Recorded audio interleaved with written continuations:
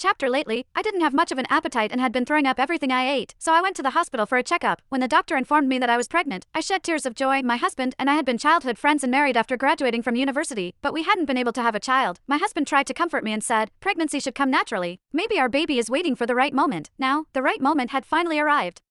Ma'am, you're already 4 months pregnant. The fetus is healthy, but you should still avoid any external impacts. With a gentle smile, I caressed my slightly protruding belly. It had already been 4 months. My periods had always been irregular, and when I gained weight around my waist, I had just thought it was due to me eating too much at home. I could hardly hold back my excitement. I cooked a meal and planned to deliver it to my husband, while also personally sharing the good news with him.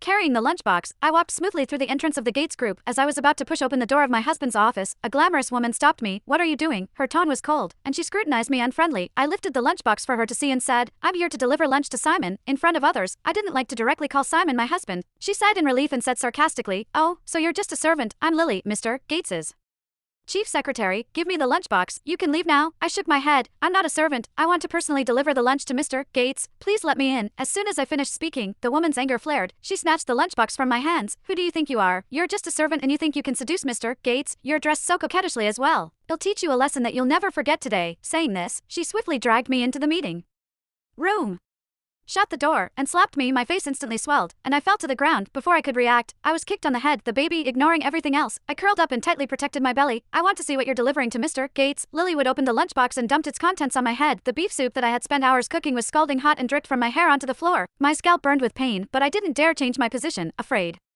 of harming the baby. Oh, there's also roast chicken, but you can forget about trying to please Mr. Gates with food like this. She grabbed my chin roughly, applying pressure to force my mouth open. If you like cooking so much, then why don't you have a taste of your own cooking? The roast chicken, dripping with grease, was slammed onto my face. My eyes and nose were immediately overwhelmed with a burning sensation, and I cried out in pain. Lily lightly clapped her hands and said with disgust, so gross and greasy, it almost ruined my new manicure. Looking down at me with contempt, she continued, do you really believe the saying that to win a man's heart, you should first win his stomach? With your status, why do you think you deserve Mr. Gates? I tried to explain but was interrupted by a coughing fit from the grease. The oil had choked me a little, which made it difficult for me to say anything at that moment. There was a knock on the meeting room door. Lily, what's up with the noise?